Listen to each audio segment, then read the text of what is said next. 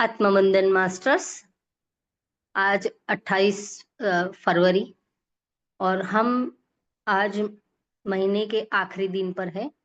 आज जो चर्चा हो रही है लाइफ का, जो हमारा शेड्यूल है, हम ये बोलेंगे कि इस प्रोसेस कैसे होता है और लाइफ में हम क्यों भुगत रहे हैं और क्यों कुछ लोग हमारी लाइफ में इस तरह एंटर होते हैं और हम उनको देखते हैं न जानते हुए भी किसी से प्यार होना और एकदम पास के रिलेशन में भी नफरत होना।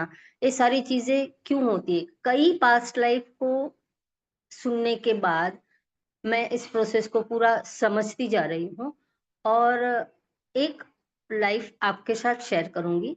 मैंने सुनी है और ये शायद यूट्यूब से ही मेरे सामने आई थी, लेकिन मुझे इसमें कुछ ऐसा लगा कि हमें इसको भी जानना चाहिए। तो कहानी एक छोटे से गांव से शुरू होती है। एक बेटी ब्राह्मण कुल में जन्मी और बड़े ही अच्छे संस्कार के साथ वो पली बड़ी बड़ी हुई और अपने माता पिता की सेवा करना, उनकी आज्ञा का पालन करना, धर्म को समझना और भगवान की भी पूजा करना, ये सारे संस्कार उसमें आए, माता पिता ने सिखाए। और वो बहुत ही गुणी लड़की थी। जैसे लड़की बड़ी हुई, उसके पिता ने एक अच्छे पास के किसी गांव में अच्छे घर में उसकी शादी करना तय किया। वो बेटी इतनी धर्मिष्ठ थी कि उसको बार बार सपने आते थे और वो सपने में अपनी किसी लाइफ को देखती थी। उसमें लाइफ में वो समझ पाती थी कि हाँ, मेरे साथ पिछले यही ये हुआ था और जिनके साथ उसका कनेक्शन था उनके बर्थ भी उस वो समझती जा रही थी कि वो किस योनि में उनका जन्म हुआ है। तो वो धीरे धीरे ये प्रोसेस में थी, लेकिन किसी को बता नहीं सकती थी क्योंकि इस बात को कोई मानने वाला नहीं था। उसको पता था कि मेरी बात को शायद कोई समझेगा नहीं और शायद अभी सही वक्त है भी नहीं। तो जो भी हो रहा है मैं उसको होने दूं। बचपन में तो समझ नहीं पा रही थी, जैसे जैसे बड़ी हुई फिर उसने सोच लिया कि मेरे सामने इसका आंसर भी आता जाएगा। मैं क्वेश्चन जो है अगर कहीं और डालूं उसकी बजाय ईश्वर को दे दूं कि इसका मुझे समझाओ कि आप क्यों मुझे दिखा रहे हो। तो ऐसे करते उसकी एक शादी जब तय हुई और शादी पहले के समय में बारात बहुत दूर से आती थी और दूर जाना होता था, लेकिन वो बैलगाड़ी में ही जाते थे या घोड़े सवारी करके जाना होता था, चल के जाना होता था, व्हीकल नहीं थे तब। तो ये बारात जब जा रही थी तो पालकी में बैठी ये लड़की, हम शायद उसका नाम अभी मयूरी देते हैं। मैं नाम भूल गई हूँ, ये सत्य घटना है पर मैं नाम भूल गई हूँ। इसको नाम अभी हम मयूरी देते हैं। तो मयूरी ने रास्ते में जाते जाते, लंबा रास्ता था, सुबह से शाम होने वाली थी, तो जा रहे थे तो बीच में एक खेत में उसने देखा कि एक बैल पड़ा बैठा हुआ है और उसको संभालने वाला जो रखवाल होता है वो उसको पीट रहा था कि भाई खड़ा हो जा, काम कर ले। वो उठ नहीं रहा था, बड़े आराम से बैठा हुआ था, उसको उसको कोई मूड नहीं था काम करने का। जब मयूरी ने उस बैल को देखा तो कुछ सोचते सोचते उसने बोला कि ये पालकी को रोको, यहीं रोको और अभी कुछ देर के लिए यहाँ पर रुक जाओ। उसके हस्बैंड ने बोला कि भाई क्यों रुकना है, क्या बात है? बोले आप समझो, कुछ देर के लिए यहाँ पर रुक जाओ, मुझे उस बैल के पास जाना है। तो पता नहीं क्या, सबने बोला पता नहीं क्या इसको करना होगा। तो वो धीरे धीरे उतरकर उस बैल के पास गई। बैल के पास जाकर उसने कानों में कुछ कहा। वो खींची चली जा रही थी बैल के पास और उसने उस बैल को कानों में कुछ कहा, ऐसा कुछ कहा कि बैल खड़ा होके सीधा काम पे लग गया। उसमें वो एनर्जी आ गई कि वो मतलब समझ गया कि मुझे काम करना है। अपनी समझ को उसने खोल दिया। अब हम इंसान है, हमारी बातों को शायद बैल, ये गाय वगैरह समझते हैं। अभी तो हम देख रहे हैं कि हमारी बातों को गाय वगैरह समझ रहे हैं कि जैसे हम पेट को जो भी समझाते हैं वो समझते हैं। तो वो बैल भी समझ गया कि उसको क्या बताया गया है और वो काम पर लग गया। वो काम पर लग गया और अच्छे से काम किया। फिर वो आकर पालकी में बैठ गई, बारात निकल गई, पहुंच गई। दूसरे दिन उस बैल का मालिक, वो जो था उसको पीट रहा था, वो उसका रखवाला था। और जो मालिक था कोई और था, गांव का, किसी गांव का सरपंच था। जिस गांव से वो गुजरे थे उस गांव का मुखिया था, सरपंच था। और वो दूसरे दिन इस लड़की मयूरी से मिलने आता है, क्योंकि बैल का पूरा ट्रांसफॉर्मेशन हो गया था, वो पूरा चेंज हो गया था। वो कई महीनों से मार खा रहा था लेकिन हिल नहीं रहा था, और वो बैल एकदम से काम करने लगा। और उसमें जो एनर्जी आ गई, तो वो जो उसका मालिक था, उस रखेवाल ने उस मालिक को बात बताई कि एक दुल्हन आई और उसने ऐसा कहा, और ये बैल तो अपनी मस्ती में आ गया। फिर वो जो मुखिया थे, वो उस बिटिया को मिलने आए, मयूरी को मिलने आते हैं। तो उसके पति जो है वो ऐसे बोलते हैं कि नहीं, मैं ऐसे कैसे आपको मिलने दूं। बोले वो मेरी बेटी जैसी है, मैं उसको बेटी मानता हूँ, आप मुझे एक बार उसको मिलने दीजिए, 2 मिनट बात करने दीजिए। तो फिर ठीक है, तो मयूरी के पति ने उनसे बात करवाई। तो उन्होंने ये पूछा कि बेटी, तुम मेरी बेटी जैसी हो, मेरे गांव से गुजरी है दुल्हन, मैं आपको बेटी मानती हूँ, और मेरे बैल को जो आपने समझाया, मुझे सिर्फ वो बताइए कि आपने उसको क्या कहा कि वो एकदम से काम करने लगा, और जैसा होना चाहिए वैसा हो गया।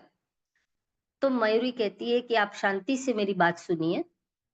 मैं बचपन से देखती आ रही हूँ कि मुझे अपनी पिछली लाइफ दिख रही है, और आप यहाँ जो आए हैं ना मुझसे मिलने, वो यूं ही नहीं आए हो।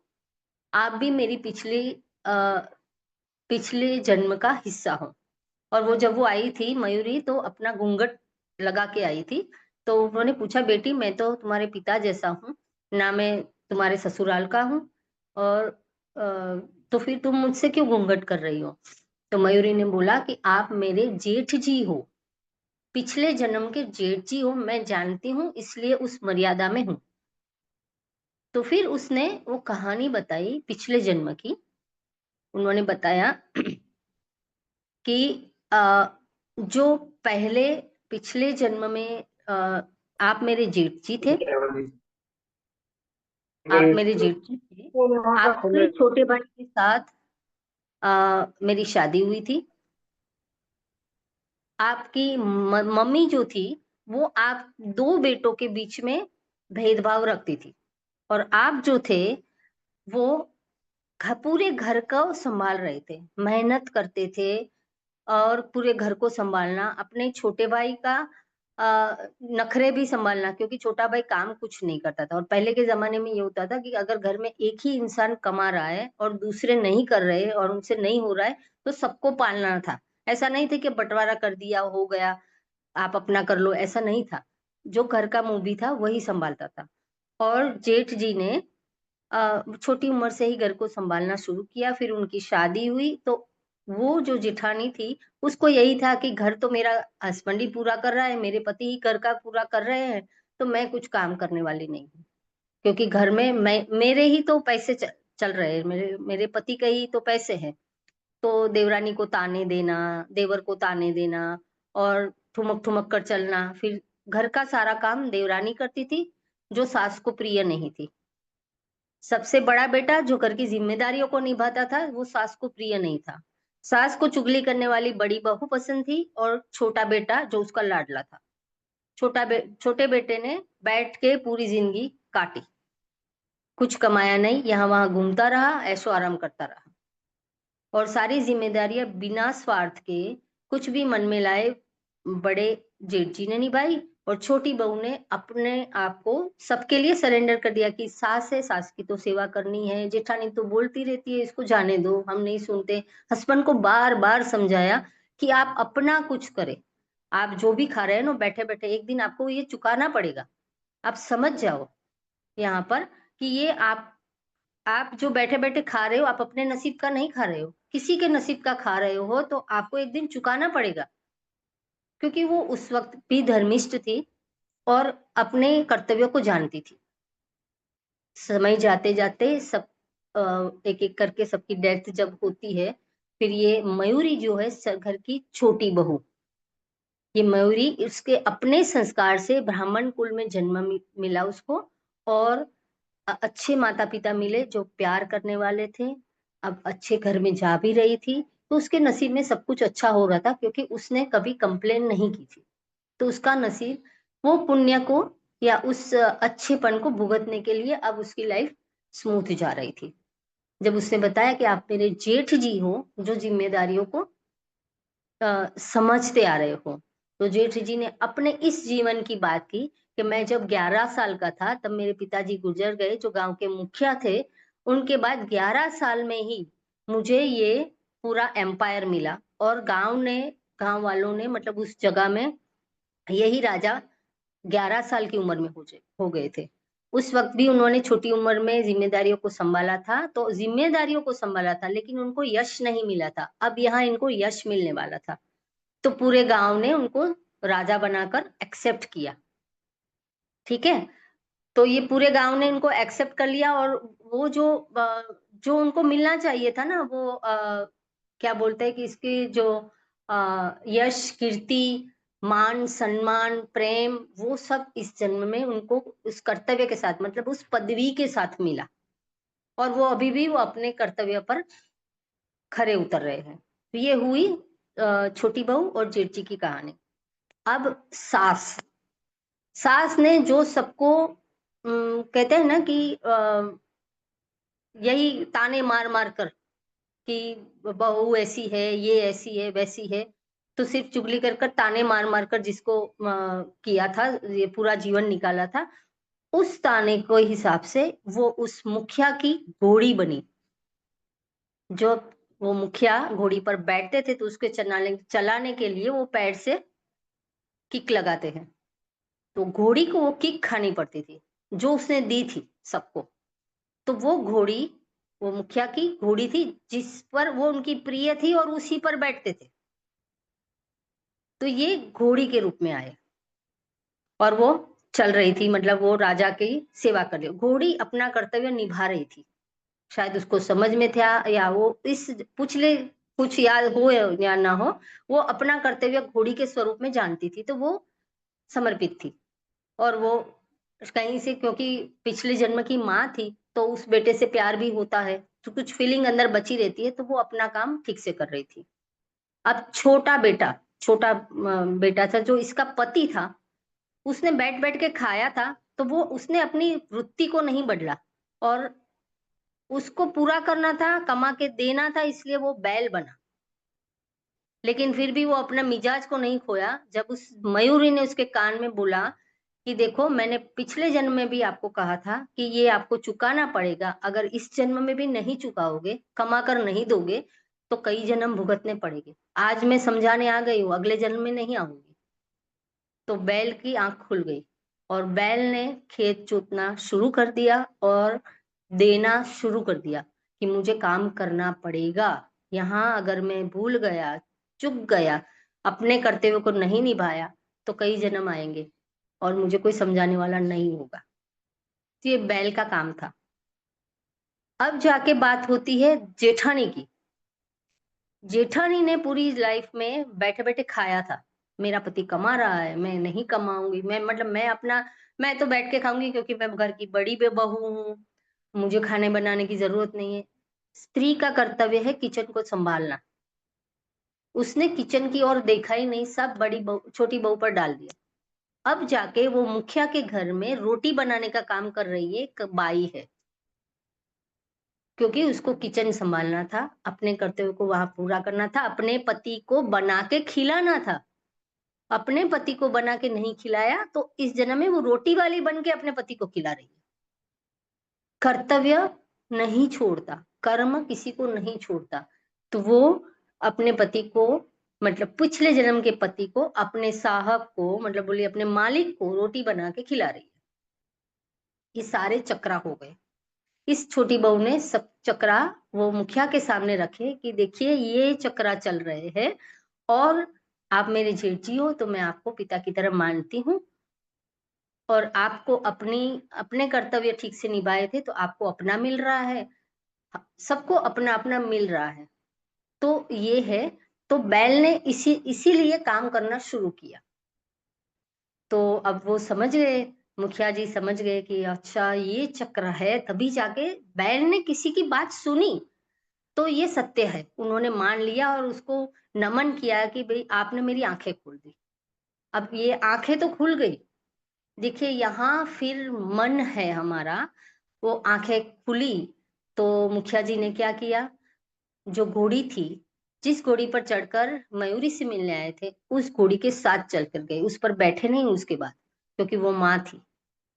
पीएलआर का ये भी एक है कि आपने पिछली लाइफ को अगर देख लिया तो आप गलती क्या नहीं करनी है। तो इन्होंने अपने माँ के साथ चले, उसके बाद उस घोड़ी पर नहीं बैठे।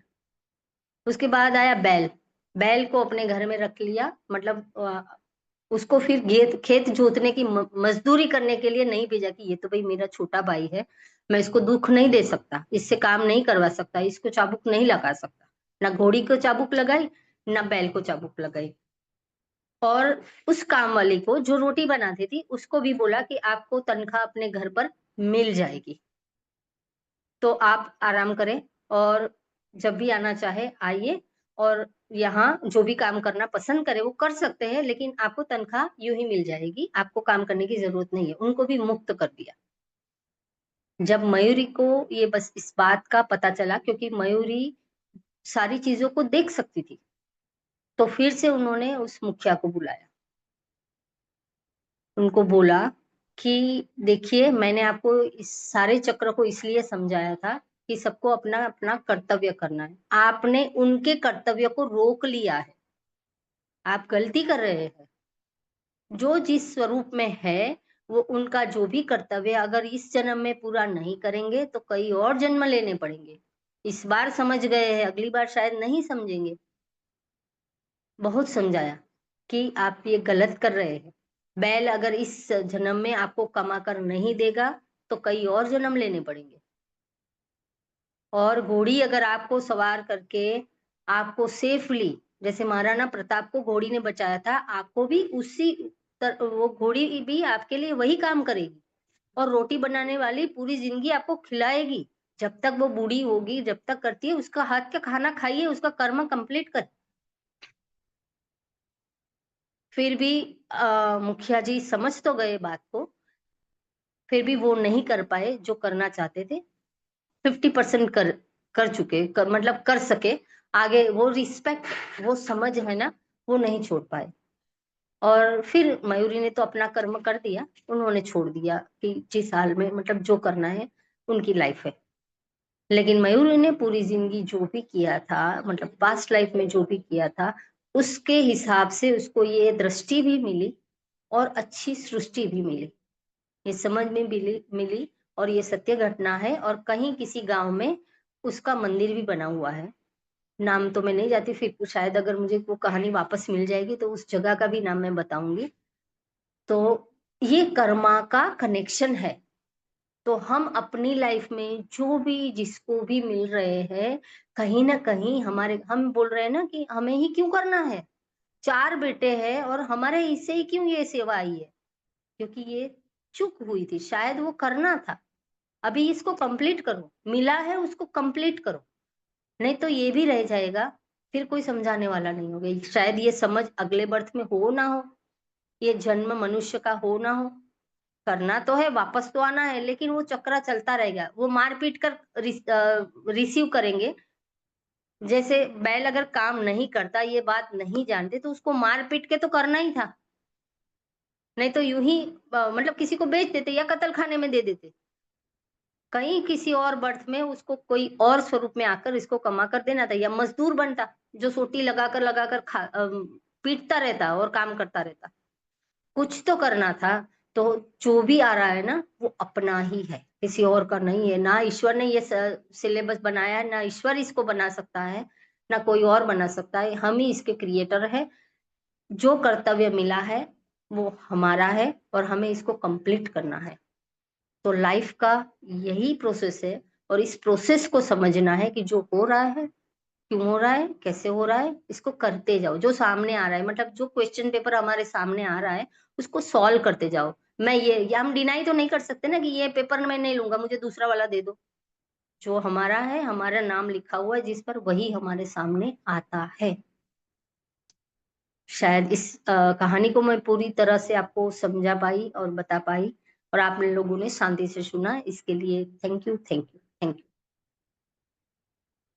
अगर कुछ कहना चाहे तो प्लीज।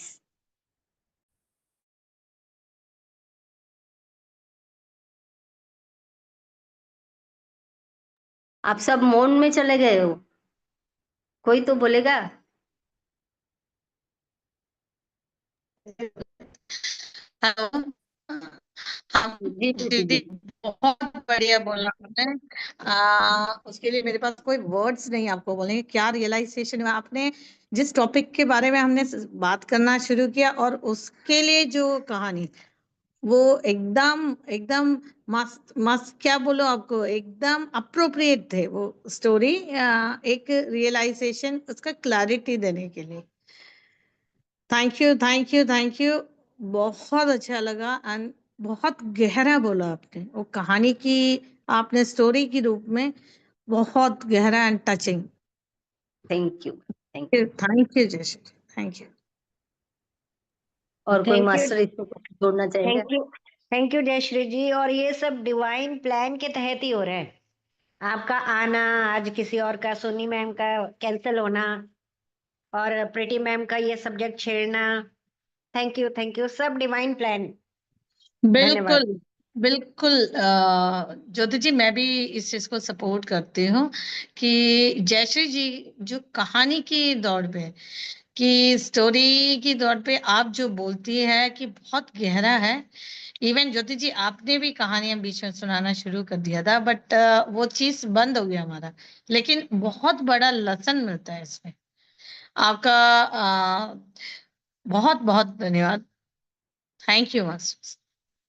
Thank masters, you. बाकी जो मास्टर्स इसमें हैं, किसी को कुछ बोलना है? आतिशानंद जी है, जैन जी है, नीरजा जी, संगीता जी। आत्मनंदन मास्टर्स। नमस्कार जी। नमस्कार जयश्री जी, आपका बहुत बहुत धन्यवाद। और प्रीति जी, आपने भी अपना आप बीती एग्जैक्ट रखा, उसके लिए भी धन्यवाद। ये हमें बीच बीच में एहसास मिलते हैं कि हम कौन हैं, कहाँ हैं। जब भटकते हैं तो एक आपको जगाने के लिए ऐसे इंस्टेंसेस आते हैं, ठीक है, कि आप थोड़ा भटक रहे हैं, जाग जाइए। तो ऐसा आपके साथ हुआ। जयश्री जी ने बहुत बढ़िया ऐसे सुनाया कि जैसे हम उसी में चले गए, उसको क्लियरली देखा, समझा, और ये जाना इस दुनिया में जो आया है उसको एक्सेप्ट करना है और ऑब्जर्वर बनना है। जैसे जेठ जी की बात थी, उन्होंने उसमें इंटरफेरेंस शुरू कर दिया, जबकि उनको जानने के बाद भी ऑब्जर्वर ही बनना था। स्माइल करके उसको देखना था बस, कि अब चल कैसे रहा है। बी द ऑब्जर्वर, उसमें इंटरफेयर नहीं करना, और स्वयं को ऑब्जर्व करना है कि अब मुझे क्या करना है, अपने ऊपर कार्य करना है, जिससे आगे की यात्रा हो।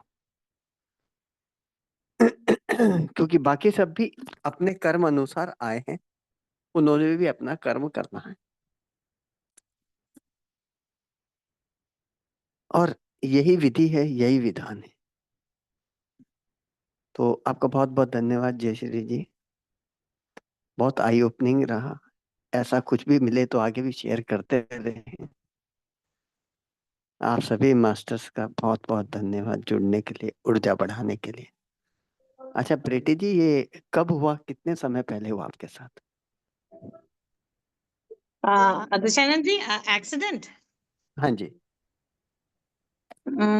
एक्सीडेंट एग्जैक्टली बताऊं तो, हम लोग जब महाकुंभ आए थे, हाँ अ, जी। मेरी ख्याल से फोर्थ, फिफ्थ, सिक्स, या सिक्स, सेवन्थ, एट्थ, ऐसे कुछ आया था।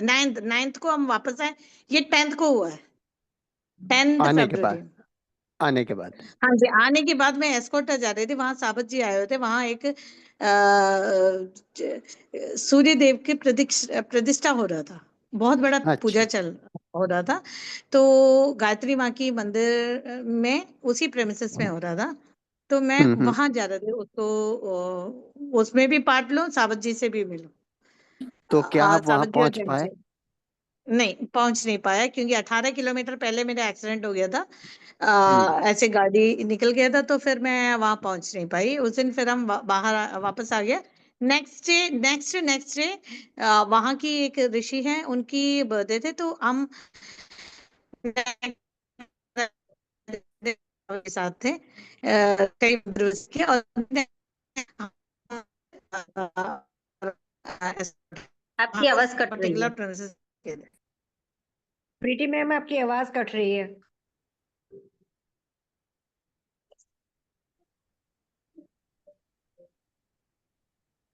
आपकी अभी आवाज सुनाई चली दे रहा गई है है। मैम? हाँ, अभी आ रही। Okay okay. तो अभी आप केरला हैं या वाइजैक हैं?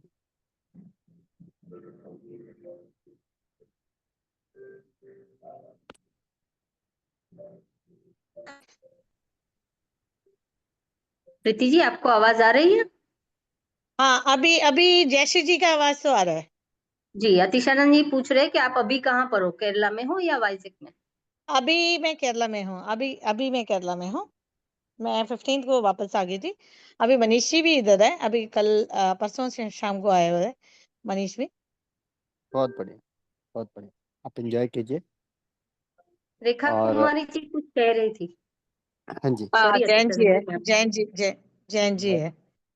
मैं जयंत बोल रहा हूँ। हाँ, धन्यवाद। आतिशानंद जी से एक, चाहे जैसे से मेरे एक सवाल था इस विषय पे। जी बोलिए। जो जो सरपंच था उसने छोड़ दिया इंटरफेयर करने के लिए, ऑब्जर्वर नहीं बना, वो इंटरफेयर करना शुरू किया। तो इसको हम ऐसा नहीं दे सकते कि क्या कहते हैं, उसने जो ऑब्जर्वर नहीं बना, कि भाई वो अब नहीं चाह रहा था कि फिर आगे का मेरा कर्मा खराब हो। ठीक है, जी उसने माँ को बिल्कुल। जो देखिए, इसमें हेलो। अपने अपने कर्मा सभी को, मेरी आवाज आ रही है ना? हाँ हाँ। हाँ हाँ। जी। अपने अपने कर्मा के हिसाब से अपने अपने स्थान होते हैं। हाँ। जैसे गली का कुत्ता होता है, आप इसको सर पर नहीं बिठा सकते। वो अपने कर्मा से गली का कुत्ता है, क्यों घर का नहीं है, पेट क्यों नहीं है? वो अपने कर्मा से है, तो उसको अपना कर्मा करने देना चाहिए। वो नहीं तो ये उनका सोल प्लान है। अगर जान लेने, पीएलआर में यही गलती हो जाती है। पीएलआर क्यों जानना है? जानने के बाद आप पीएलआर करोगे, आपको क्या जानना है, ये पेन क्यों है।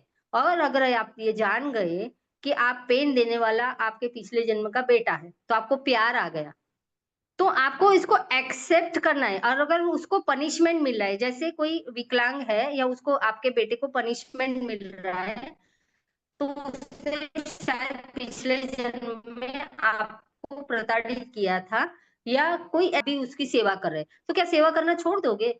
दुश्मन हो जाएगा। अगर वो दुश्मनी होगी, समझ लीजिए कि वो शायद आपको वो आप पर जुल्म कर रहा था, और इसकी वजह से आपके घर का बूढ़ा बना, और आपके घर के बूढ़े को आपको सेवा करनी पड़ती है। सेवा क्यों करनी पड़ती है? क्योंकि उस वक्त कर्म नहीं किया था शायद। कुछ भी ऐसी घटना समझ लो कि आपको करना पड़ रहा है, वो आपका दुश्मन है, फिर भी आपको उसकी सेवा करनी पड़ेगी। तो वो अगर पिछले जन्म वाली दुश्मनी निकालोगे तो सेवा नहीं कर पाओगे, और इसी जन्म में वर्तमान में रहोगे तो सेवा करोगे।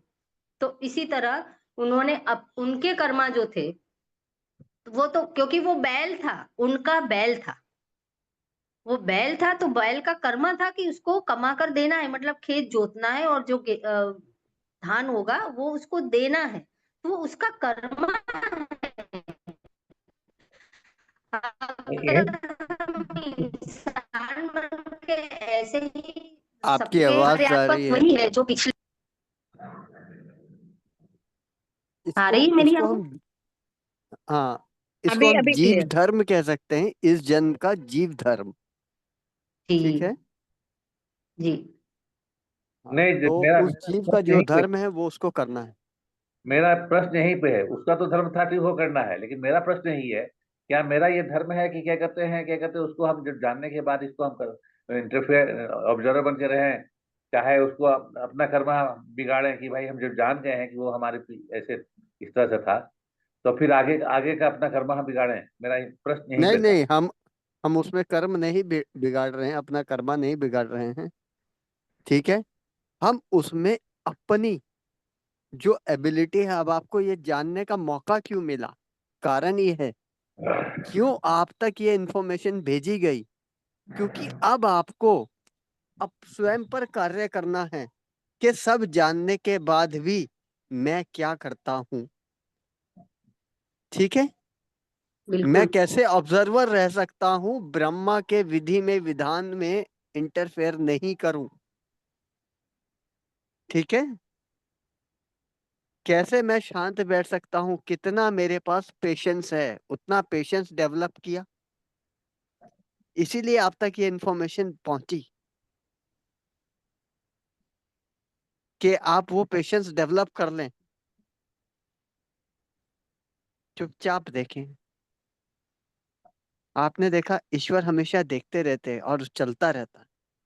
ऐसा नहीं करते कि अरे इसको ये चीज अच्छा नहीं लग रहा, इसको ये दे दो, ऐसे कर दो, नहीं। शिव पार्वती की कहानी आती है। पार्वती जी कहती है ये देखो भिखारी जा रहा है, इसको दिक्कत है बहुत ज्यादा, देखो कितना परेशान है, इसको सोने की हांडी दे दो। सबने सुनी है ये कहानी, इसको कुछ कर दो। प्रभु ने कहा ठीक है मैं दे देता हूं, लेकिन वो उसका कर्मा नहीं है। वहां इंटरफेरेंस करके उन्होंने दिखाया कि उसको कुछ नहीं मिलेगा। उसको विचार आ गया थोड़ी देर पहले, क्यों ना मैं आंख बंद करके चल के देखूं। तो इसलिए उसने उस हांडी से ठोकर ठोकर खाई, गलत शब्द बोले और आगे बढ़ गया, उसको वो मिला नहीं। तो यही है, आपको उतना पेशेंस डेवलप करना है अब सब जानने के बाद भी। एक और बात मैं कहना चाहूंगी हाँ जी। कि जब मयूरी ने अपने जेठ जी को ये बात बताई, उससे पहले सब प्लान था। बैल था वो मार भी खा रहा था, घोड़ी पर सवार भी हो रहे थे, और रोटी बनाने वाली रोटी भी बना रही थी। सब प्लान था, हिसाब से चल रहा था।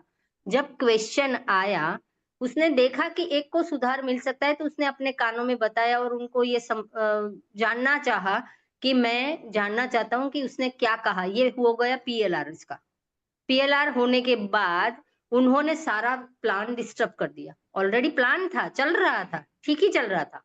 फिर अपने हिसाब से जो ईश्वर का प्लान चल रहा था उसमें इंटरफियर करके अपने हिसाब से प्लान को चेंज कर दिया, तो सबकी किस्मत चेंज हो गई। तो जो है वो सही है, और जो हो रहा है वो भी सही हो रहा है। हम इसमें इंटरफियर ना ही करें तो बेटर है सबकी लाइफ के लिए। तो मेरा यही तो प्रश्न है कि ये चीज मयूरों को नहीं बताना चाहिए था, बट ठीक है, ऐसे इसको रहने दीजिए आप, क्योंकि जब जान नहीं थी कि जो ऐसा प्रॉब्लम हो सकता है, तो फिर उसको उसको आगे को नहीं, इसको इन्फॉर्म नहीं करना चाहिए था, उसको वहीं पर चुप शांत रहना चाहिए था, कि ताकि फिर वो प्लान चेंज नहीं हो। जैन जी सवाल आया था उनका, इसलिए उन्होंने बताया। और अब क्योंकि उनकी यात्रा बहुत आगे बढ़ चुकी थी सरपंच की, ठीक है, अब उनको अब स्वयं पर और कार्य करना था, वो पेशेंस डेवलप करना था, इसलिए उन तक ये इंफॉर्मेशन पहुंचाई गई। मयूरी ने स्वयं नहीं पहुंचाई, मयूरी वहां गई नहीं थी बताने, वो उस इंफॉर्मेशन तक पहुंचे। ये भी विधि का विधान है। अब वो स्वयं पर कैसे कार्य करेंगे वो उनके ऊपर है, वो अपना ब्रह्मांड कैसा बनाएंगे, वो ब्रह्मा है अपने। तो आगे हर कदम पर आपको चार डायरेक्शन मिलेंगी। अहम ब्रह्मास्मि में चार डायरेक्शन मिलेंगी, आप किस तरफ मुड़ेंगे ये आपके ऊपर है। और जिस तरफ मुड़ेंगे वैसा आपका ब्रह्मांड हो जाएगा, जिस तरफ अपने जीवन को मोड़ेंगे। ठीक है। तो अतिशानंद जी, तो मेरा यहाँ प्रश्न ये है कि मेरा प्रश्न ये है कि यदि उन्होंने ऑब्जर्वर में नहीं रहे, इंटरफेयर करना शुरू किया, तो क्या उनका कर्मा फिर मैंने चेंज नहीं हुआ सरपंच का? कोई चेंज नहीं हुआ। आप ये देखो ना, उन्होंने एक इंटरफेरेंस जब करी, तो हाँ। अब जो उनके कर्म हैं जिसमें उन्होंने विघ्न डाला है, हाँ। या तो विघ्न नहीं डालते, या उनके कर्मों का जो फल है थोड़ा सरपंच जी को लेना पड़ेगा। ये प्रश्न यहीं पे आ रहा था। यहीं चलिए। पर है, यहीं पर, यही सत्य है। इसलिए इंटरफेरेंस नहीं करना, पेशेंस डेवलप करना है। ऑब्जर्वर कैसे बन सकते हैं, ऑब्जर्वर कैसे रह सकते हैं, कहीं पर इंटरफेयर ना करें। आप मान लीजिए आप कहीं जा रहे हैं और आपने देखा 4 लोग आपस में फालतू की बातें कर रहे हैं, आर्ग्यूमेंट कर रहे हैं फालतू टॉपिक्स पर।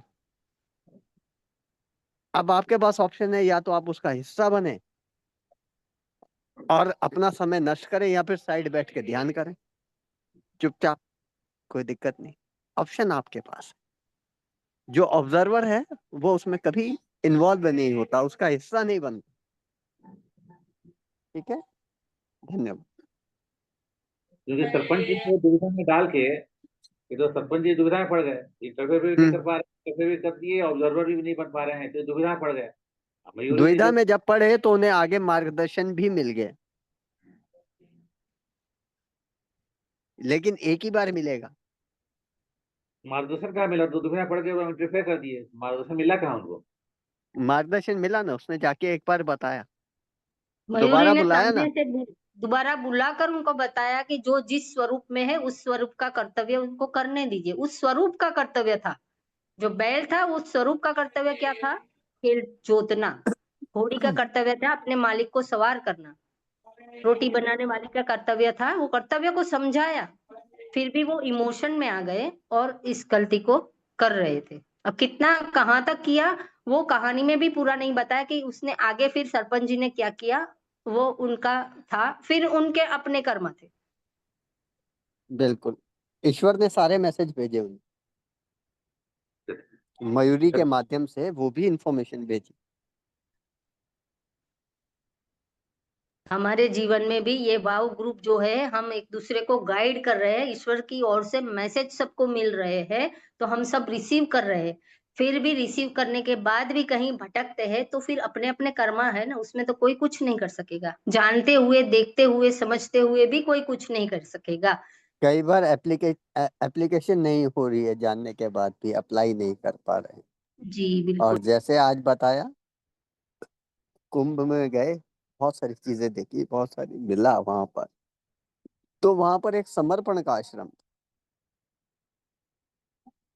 ठीक है, आपको समर्पण कैसे करना है वो सीखने के लिए, तो अलग अलग अलग अलग जैसे स्कूल्स होते हैं ना एक यूनिवर्सिटी में, इस तरह से वहाँ आश्रम, तो वहां पर एक समर्पण का आश्रम था।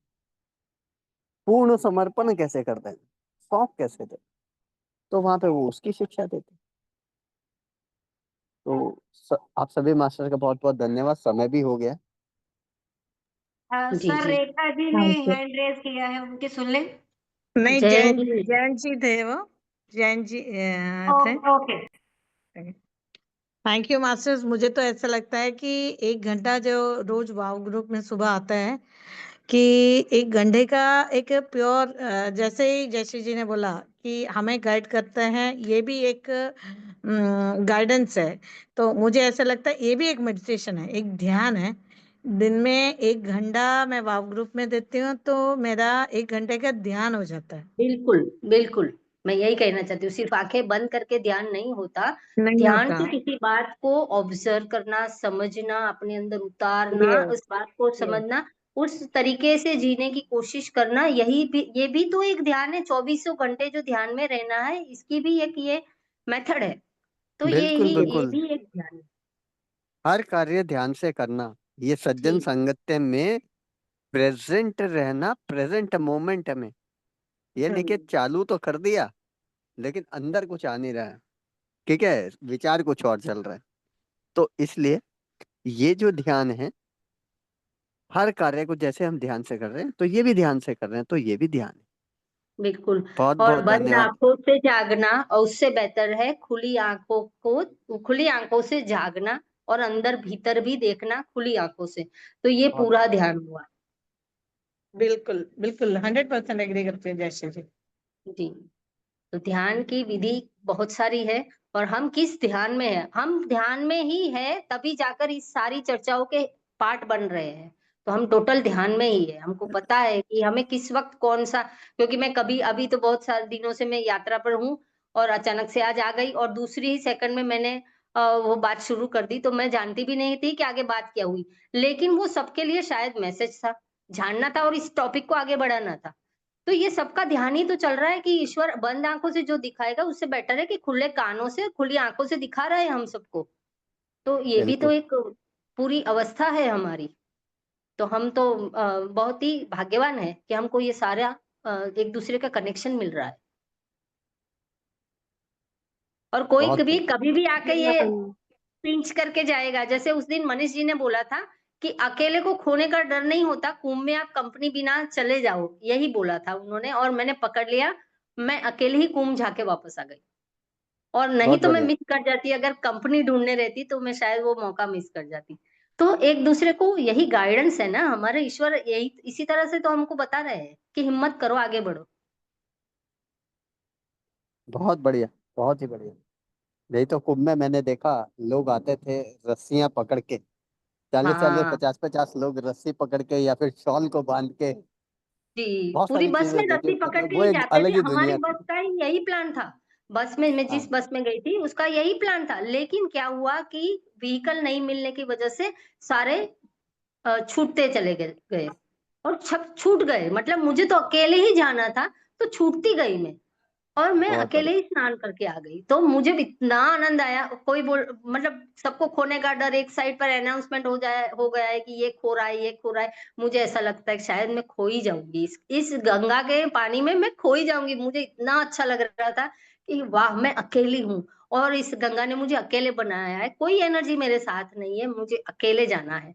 तो मैं वो स्नान करके वापस से, ना मुझे थकावट हुई, ना भूख लगी, ना प्यास लगी, और आराम से जाकर ये यात्रा, उसके बाद 3-4 जगह ऐसे जाके आई। मैं बहुत टाइम से जो सोच रही थी, अपने आप प्लान होता गया, अपने आप कोई ना कोई आकर रिसीव करते जा रहे हैं, चलो बैठ जाओ गाड़ी में, और चली जा रही हूँ। और 10-3-12 दिन की जो यात्रा हुई, बहुत ही सुंदर हुई। मतलब ये प्लान जो होता है ना, बहुत उसमें अगर बढ़िया। हम डिस्टर्ब ना करें तो बेटर, और बहुत बेटर हमारे लिए किस्मत लिखी गई है। आतिशानंद जी, जयश्री जी, आप लोगों का जो यात्रा की, आतिशानंद जी तो मेरे ख्याल से काफी टाइम कुंभ में थे, स्पेंड किया है। बहुत बढ़िया।